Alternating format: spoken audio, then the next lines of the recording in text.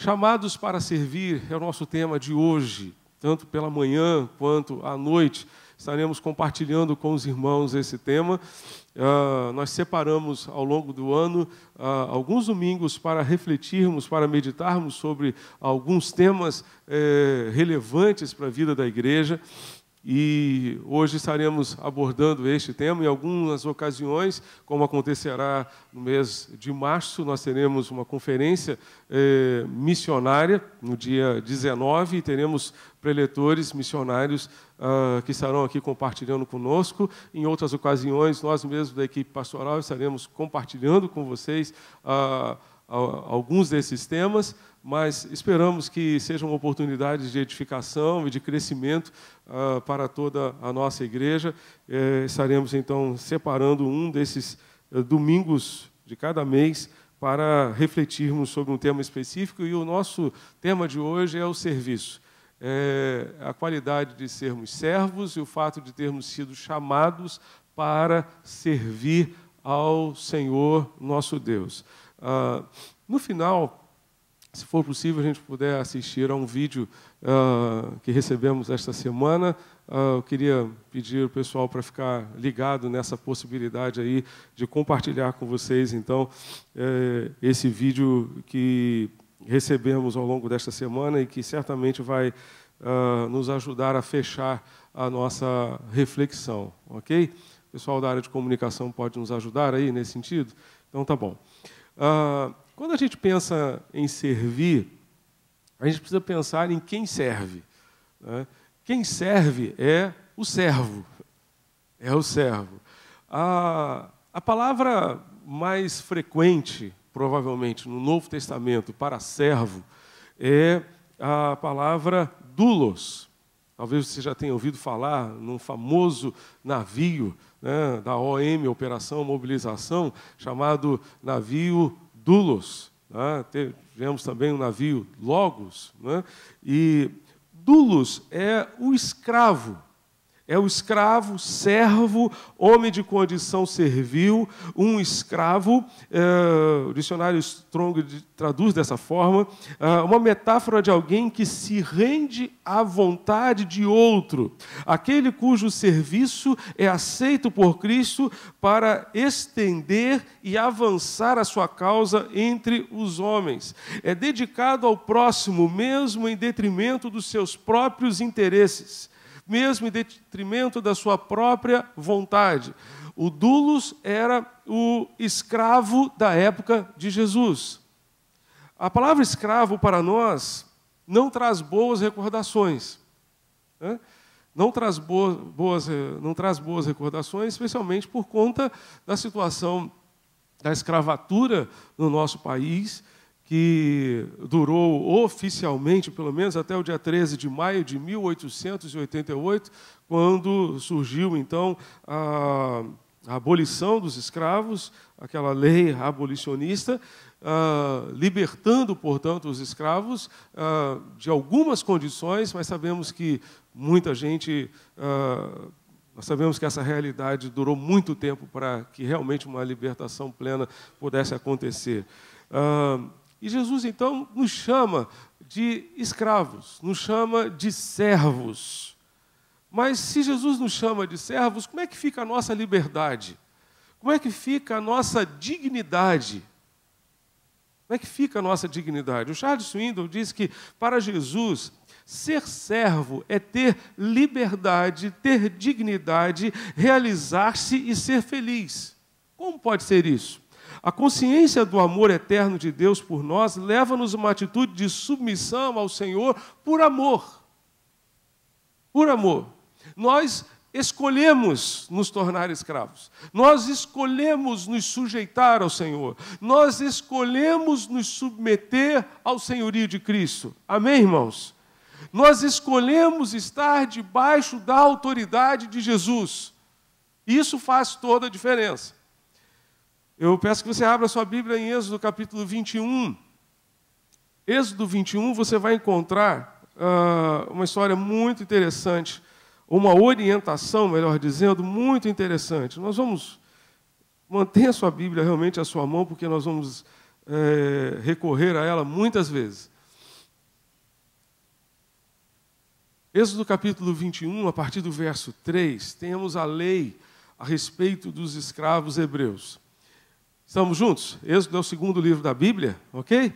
Diz assim: estas são as leis que você proclamará ao povo. Se você comprar um escravo hebreu, ele o servirá por 6 anos.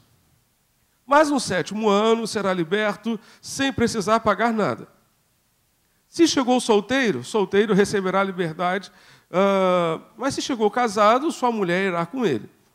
Se o seu senhor lhe tiver dado uma mulher, e esta lhe tiver dado filhos ou filhas, a mulher e os filhos pertencerão ao Senhor, somente um homem sairá livre. Se, porém, o escravo declarar: eu amo a quem? Eu amo a quem? O meu Senhor.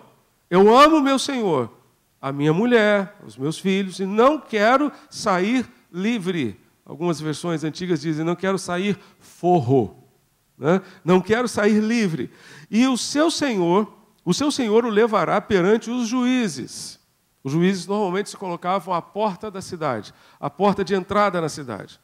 Terá que levá-lo também à porta lateral da porta e furar a sua orelha. E assim ele será um escravo por toda a sua vida.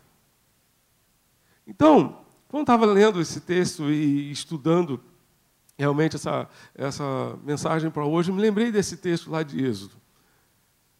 Porque aqui fala de alguém que disse: eu amo o meu Senhor. E eu não quero ir embora. Eu quero continuar sujeito a Ele o resto da minha vida. Eu quero continuar debaixo da autoridade dEle o resto da minha vida. Há uma grande diferença. Há uma grande diferença aqui. Uma grande diferença entre os escravos do começo da nossa história brasileira, que eram vendidos aqui, que eram comprados, que eram trazidos à força da África para viverem aqui debaixo de um jugo, tanto aqui quanto na América do Norte, quanto quem viu aquele documentário Raízes sobre o Kunta Kinte e sobre tantos outros, né? Quando a gente vê essas histórias, quando a gente vê essa realidade, a gente vê a realidade de alguém que foi subjugado à força. Agora, eu e você, um dia tomamos a decisão, por livre e espontânea vontade, de dizer: eu amo, nós amamos o nosso Senhor. E nós queremos viver o resto da nossa vida debaixo da autoridade dEle. Amém, gente? Nós queremos viver o resto da nossa vida debaixo da autoridade dEle. Não queremos ir embora. Não queremos ir embora. A nossa liberdade, na verdade, está debaixo da autoridade do Senhor. A nossa liberdade está justamente, a nossa dignidade, a nossa liberdade, encontram-se justamente na nossa submissão ao Senhor. Quanto mais nos submetemos ao Senhor, mais livres nós nos encontramos. Mais liberdade nós encontramos. Abra sua Bíblia em Filipenses. Filipenses capítulo 2, não a partir do verso 7, mas a partir do verso 5. Filipenses capítulo 2, você vai encontrar o maior exemplo de servo que nós temos na história e na própria Escritura. O maior exemplo. O maior exemplo é Jesus. O maior exemplo é Jesus. E por isso Paulo vai introduzir esse hino maravilhoso aqui, da seguinte maneira. Estamos juntos?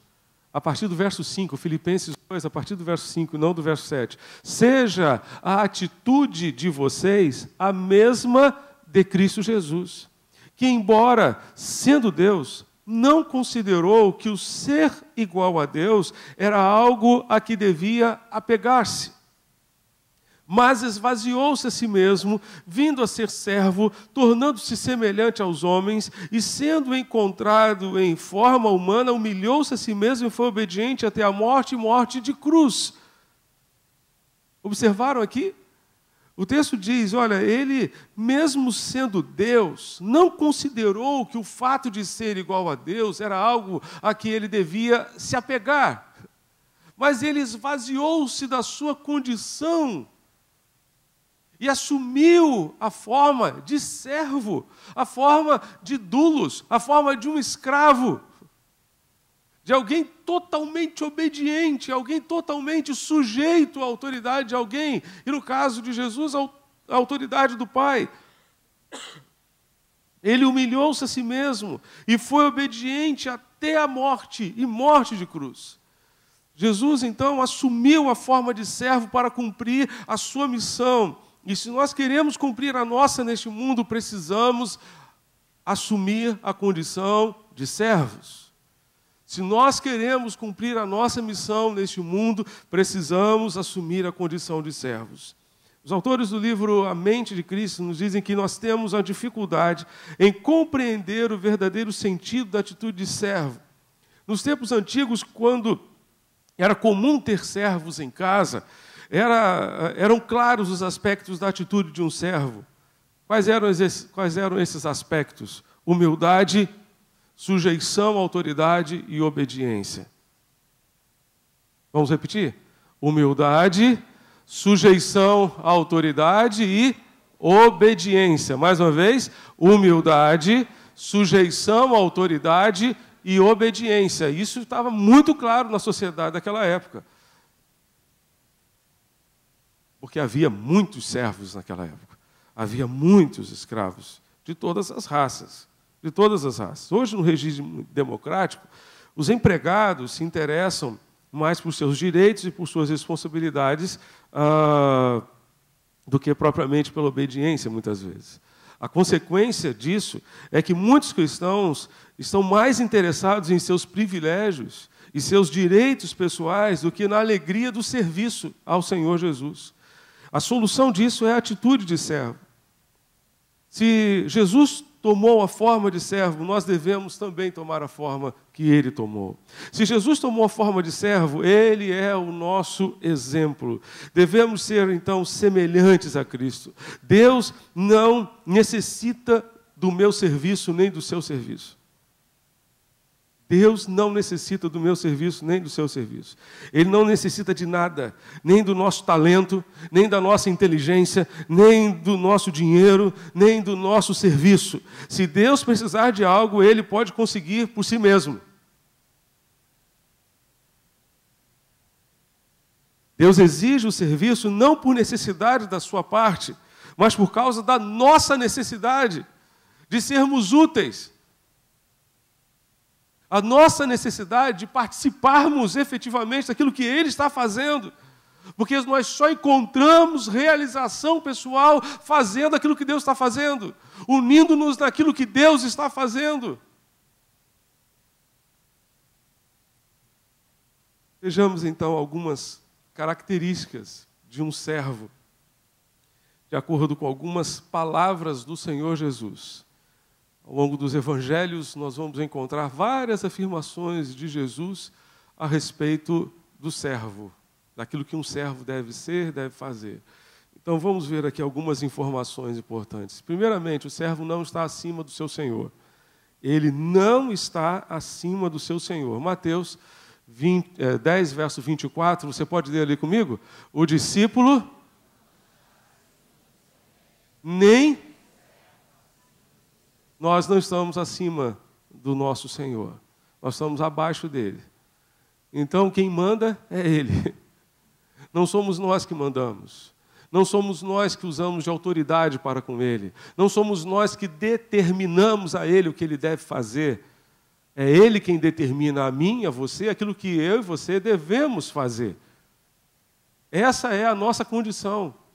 Essa é a nossa condição. Nós não estamos acima do nosso mestre. Nós não estamos acima do nosso Senhor.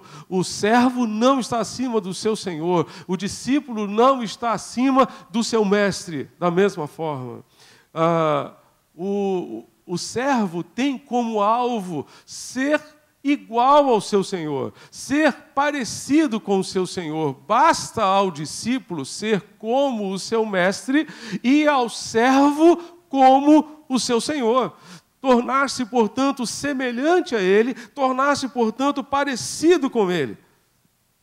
O seu caráter é muito mais importante do que o que você faz. O fazer origina-se naquilo que está no ser de cada um de nós. Pascoal Piragini diz que servir é o propósito para o qual o Senhor nos chamou. E servir a Deus através do serviço que prestamos ao próximo. Porém, segundo o ensino de Jesus, o serviço cristão de autêntico valor implica, antes de tudo, ser. O fazer é consequência do ser. Quantas e quantas pessoas apenas se preocupam com aquilo que tem que fazer? E às vezes elas enchem a sua agenda até mesmo de coisas dentro da igreja para fazer. E elas têm muitas coisas para fazer, só que elas se esquecem daquilo que elas têm que ser. E há uma defasagem ali entre o ser e o fazer. E isso gera grandes problemas. Por quê? Quando a gente se preocupa só com aquilo que a gente tem que fazer, a gente não trata o caráter que está no nosso ser.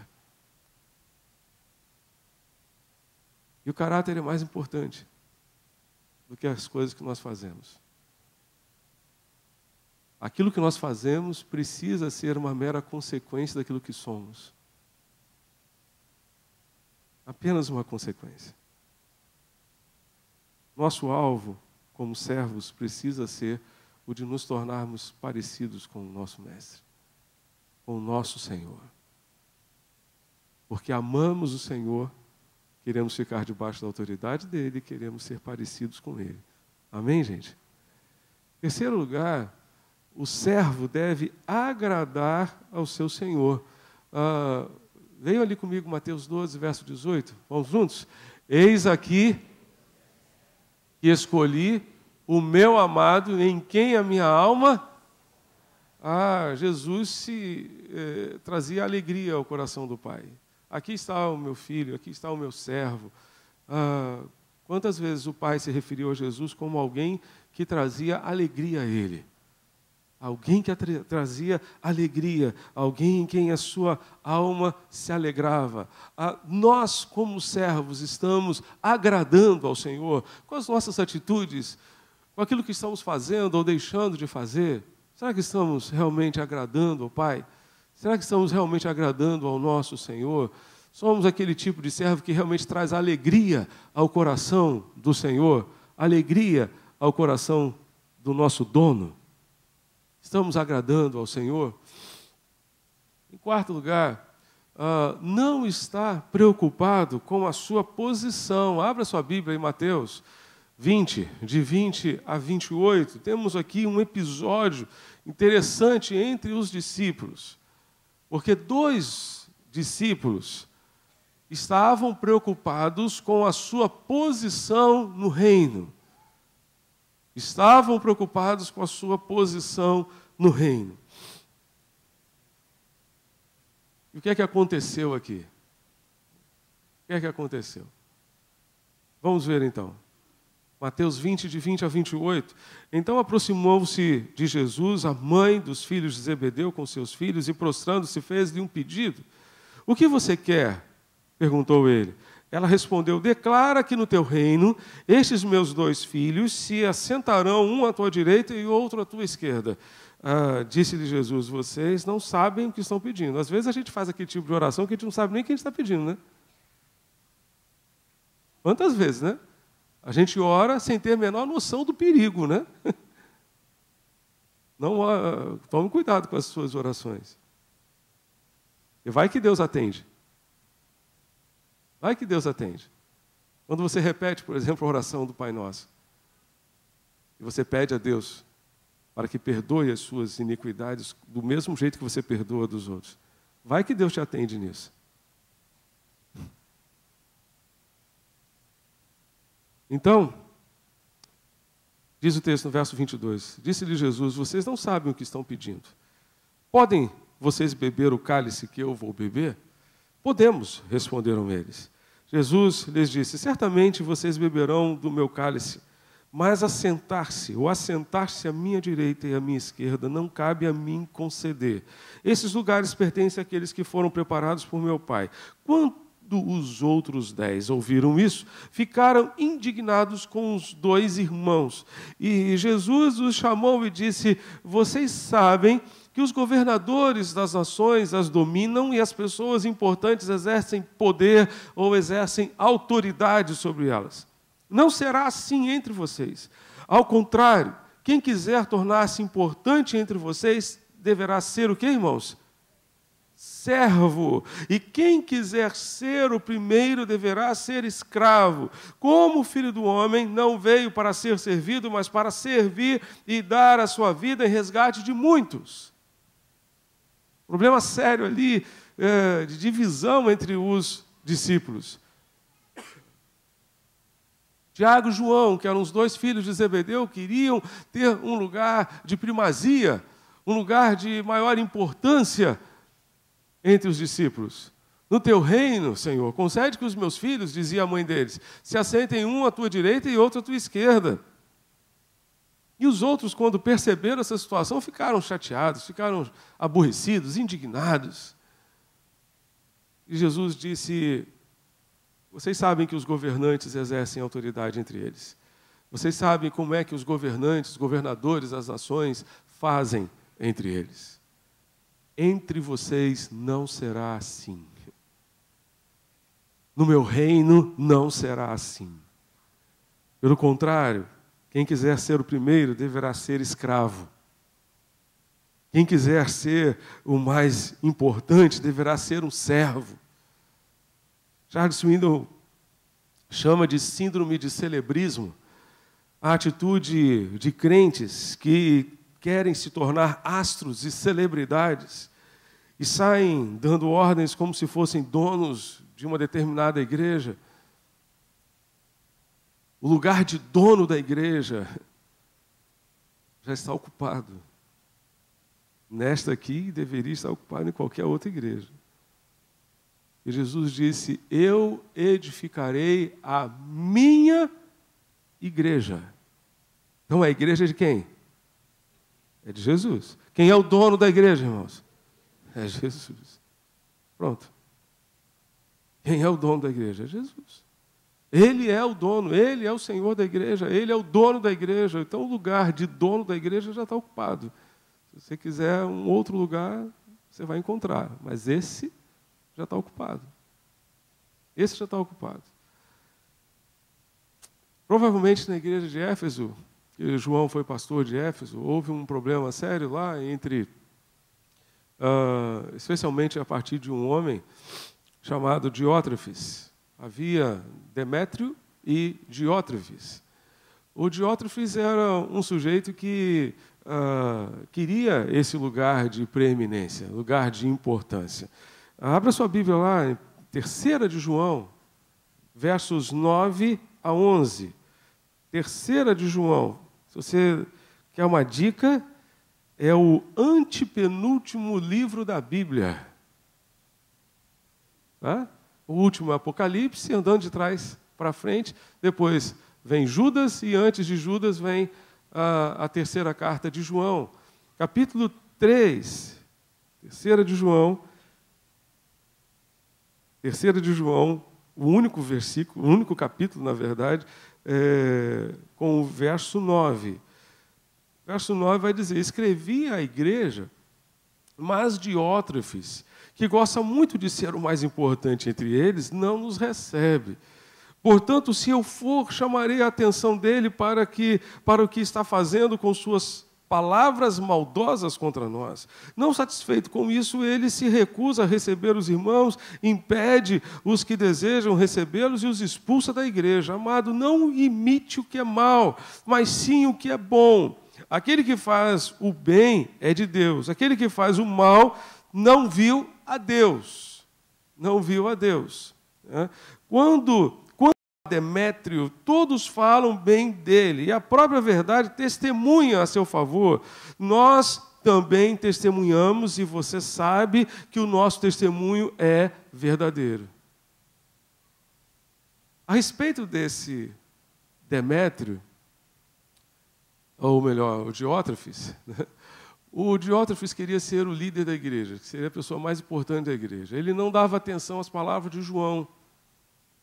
João era o pastor da igreja. João era o responsável espiritual pela igreja. Ele não dava atenção para as palavras de João. Quem não submete à liderança que Deus instituiu, certamente não terá condições de liderar nada. Quem não vive, né, para servir, não serve para viver, e quem não se submete à liderança, jamais terá condições de liderar alguma coisa. Ele era malicioso, mentiroso, impedia que os irmãos da igreja recebessem os que lá chegavam, e se os irmãos mantivessem a atitude de receber os visitantes, ele excluía os irmãos da igreja. Coisa de doido, né? Coisa de louco. Como é que uma pessoa pode impedir que os outros entrem na igreja? Tem gente que é assim, né? Acha que a igreja é só dele, né? Então é uma panela, um casulo, uma coisa assim fechada que ninguém pode entrar. Só que não é uma igreja de Jesus, né? Porque a igreja de Jesus é uma igreja aberta para quem quer mudar de vida, para quem quer se arrepender dos seus pecados e quer seguir a Jesus, quer seguir os passos de Jesus. Diótrefes era exatamente o oposto de Jesus, e Jesus deve ser, então, o nosso exemplo. Diferente do sistema do mundo, no reino de Deus, a atitude de servo é a chave para a grandeza, e não a posição ou a influência. A grandeza que há mediante o serviço humilde parece-nos incompreensível. No mundo dos negócios, a grandeza vem da ambição, vem da tenacidade, do espírito de competição. Entretanto, Jesus disse que os verdadeiros grandes no céu, os servos, serão os que forem humildes. Humildes. E aqui, abrindo um parênteses, se você observar, muitas empresas hoje estão mudando o seu conceito e estão adotando o estilo de liderança serviçal, servidora. Especialmente depois da publicação daquele livrinho Monge Executivo, que ficou quase 10 anos entre os 10 mais vendidos no Brasil. Depois veio o segundo livro, Como Tornar-se um Líder Servidor, escrito por um servo de Deus batista nos Estados Unidos. Ele escreveu os 2 livros. E esses 2 livros se tornaram manual de muitas empresas que aprenderam os princípios de liderança de Jesus, que aprenderam a grandeza do serviço com o Senhor Jesus. E essas empresas estão crescendo, ao contrário de muitas igrejas, que muitas vezes acabam esquecendo os princípios de Jesus e acabam adotando os princípios que o mundo hoje, muitas vezes, está recusando. E querendo os nossos. Parece que é uma inversão, né? A igreja quer os padrões do mundo e o mundo quer os padrões da igreja para serviço, para trabalho. As coisas realmente estão invertidas. Outra verdade sobre o servo é que ele é bem-aventurado quando obedece. É bem-aventurado quando obedece. Abra sua Bíblia em Mateus. Mateus 24, de 45 a 46. Mateus 24, de 45 a 46.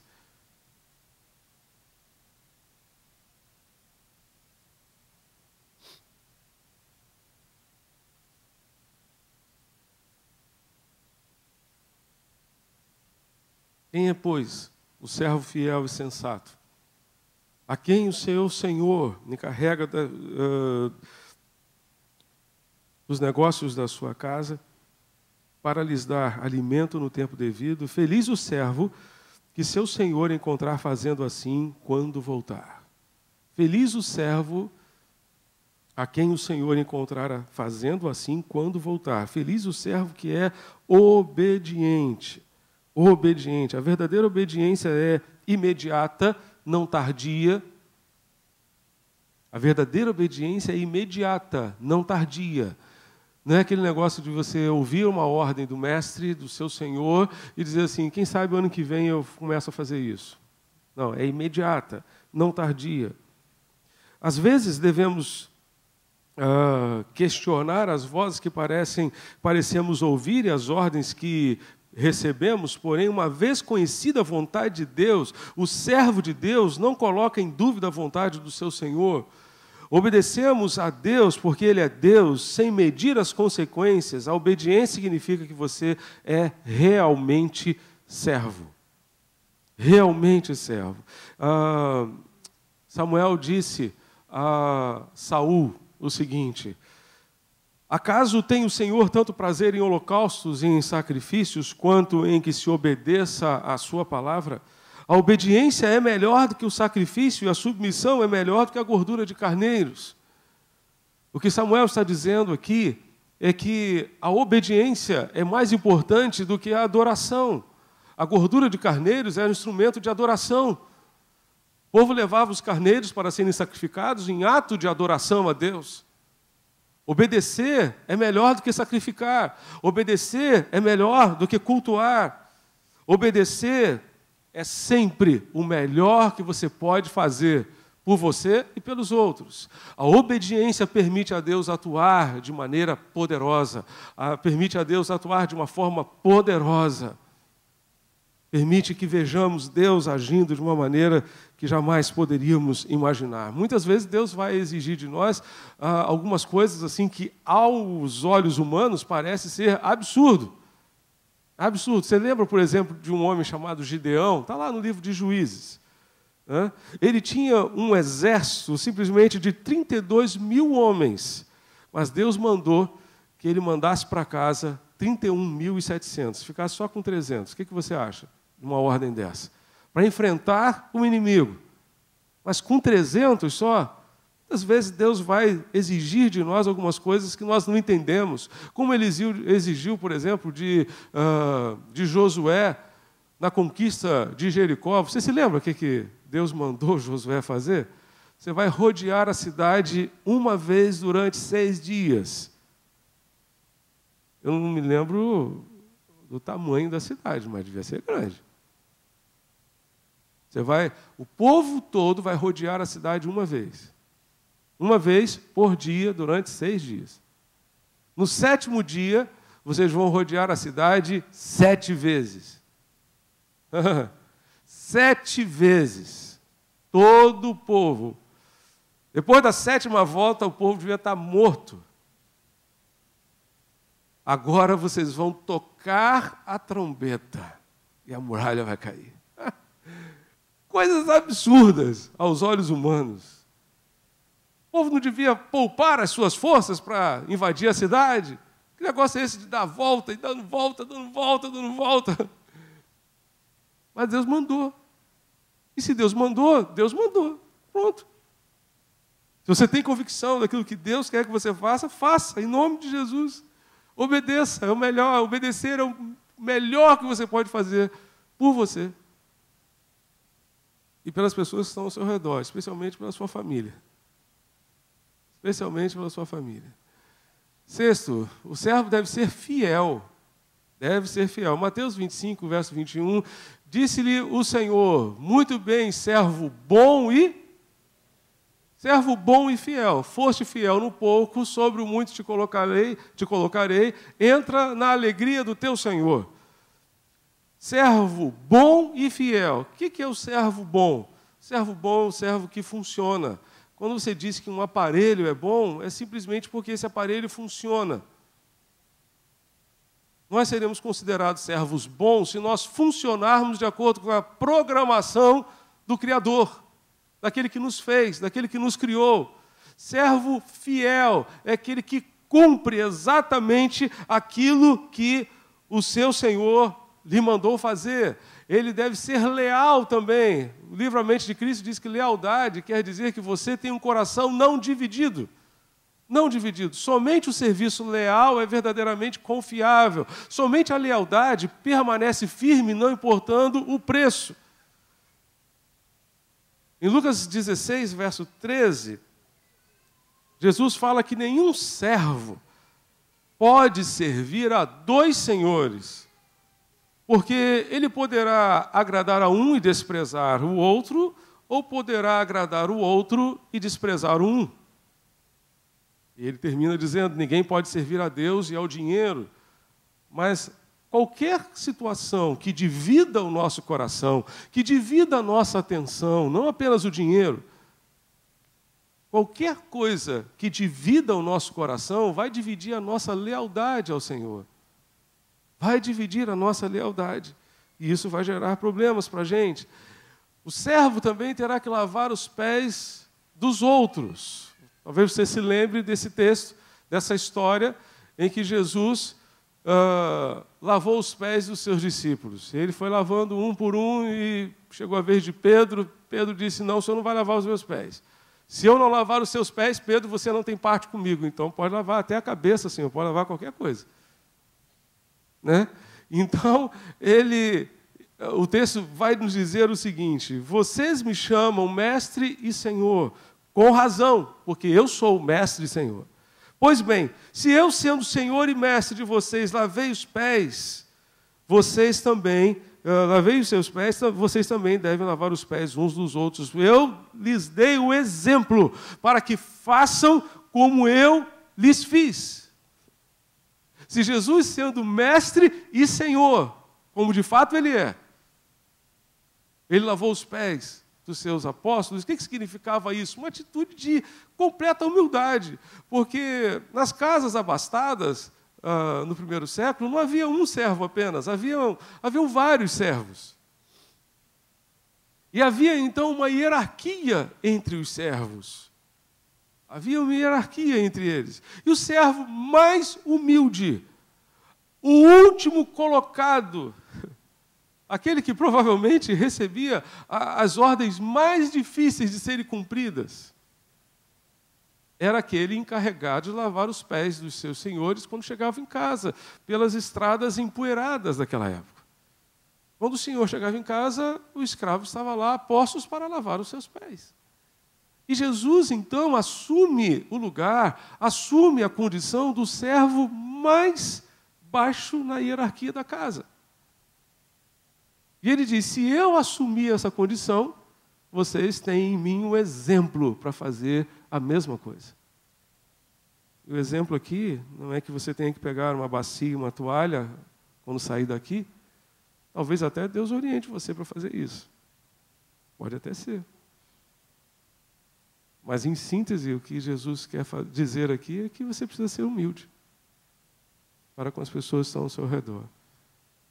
Humilde para reconhecer seus erros, humilde para pedir perdão, humilde para reconhecer que você não é capaz, totalmente capaz, que a capacidade que você tem não é sua própria, mas foi Deus que lhe deu. Humildade vai fazer toda a diferença no seu serviço. Em penúltimo lugar, o servo deve também seguir o seu Senhor.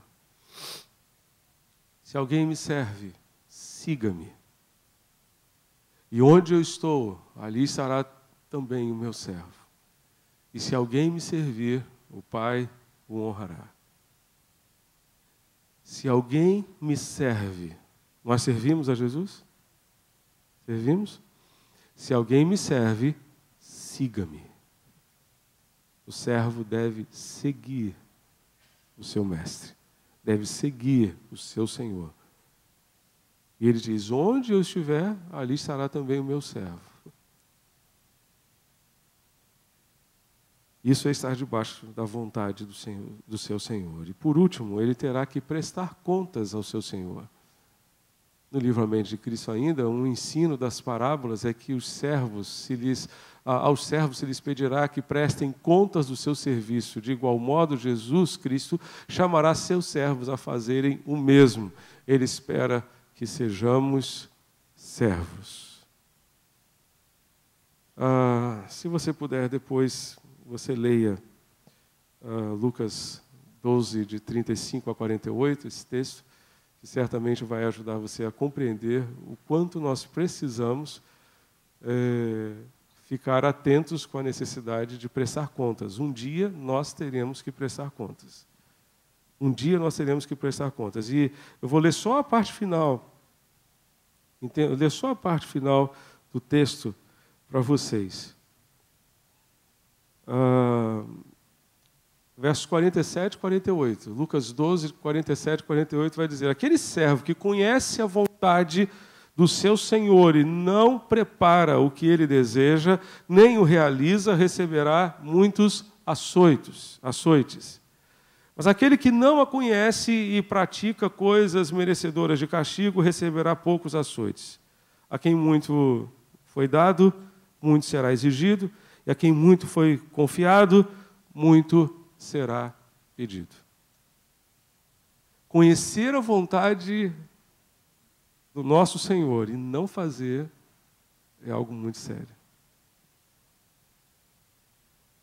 É algo muito sério. Se nós conhecemos a vontade do Senhor e nós não fazemos, é muito sério, porque o dia da prestação de contas chegará para todos nós.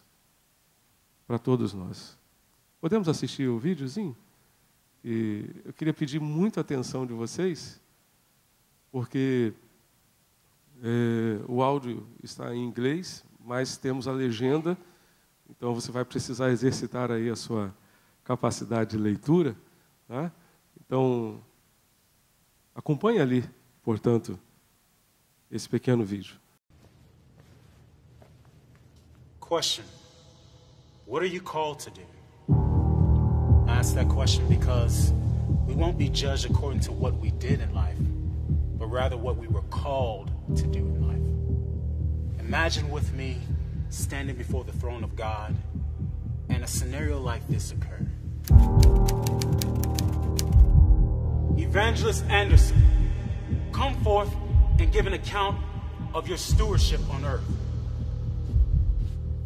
Evangelist Anderson? I'm not an evangelist. I'm an accountant. I had an accounting firm. I had Evangelist Anderson. Where are the 347,566 souls I called you to impact in Asia, son? Where are they? I'm an accountant. I had an accounting firm. I help churches. I help ministries with their finances. Son, where are the 347,566 souls in Asia I called you to impact? Son, where are they? Had you sought me, had you sought my face, I would have revealed this to you. And everything in regards to that man's calling was burned up before the judgment seat of Christ. Accountant Jones, step forward and give an account of your stewardship. Accountant Jones? No, I'm not. I pastored for 35 years. I had a membership of 750 people. Accountant Jones, I called you to the marketplace. Had you done this, you would have significantly impacted 2 people. You and those 2 men would have helped churches with their finances, and those churches would have impacted 751,321 souls. If you would have sought me, I would have revealed this to you. And again, in regards to this man's calling, everything he's done in life would be burnt up before the judgment seat of Christ.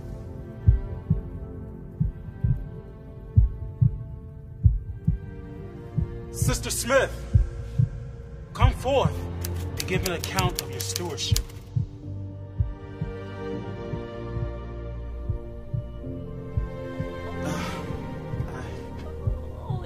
I only raised 3 children. I never preached to nations.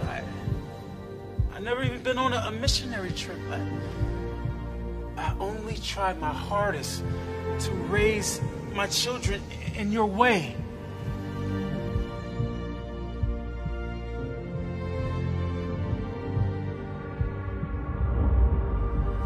Sister Smith, I never called you to preach to nations. I never called you to go to other countries on missionary trips. I called you to raise 3 children. And let me show you the 1,500,000 79,541 souls. Those 3 children impacted. You sought me and you heard my voice. You were obedient to my call.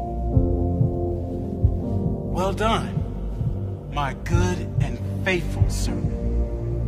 Enter into the joy of your Lord.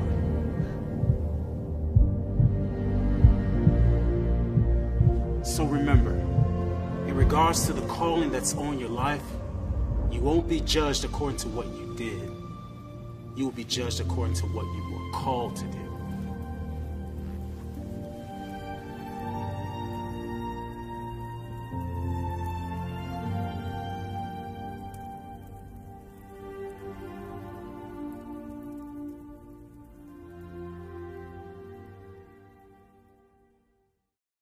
Foi inspirado no livro Movido pela Eternidade, de John Breve. Não seremos julgados por aquilo que fizemos, mas por aquilo que fomos chamados para fazer. Se você tivesse me buscado, eu teria revelado isso a você. Você quer buscar o Senhor agora? Para Ele revelar aí no seu coração o que você tem que fazer? Feche seus olhos.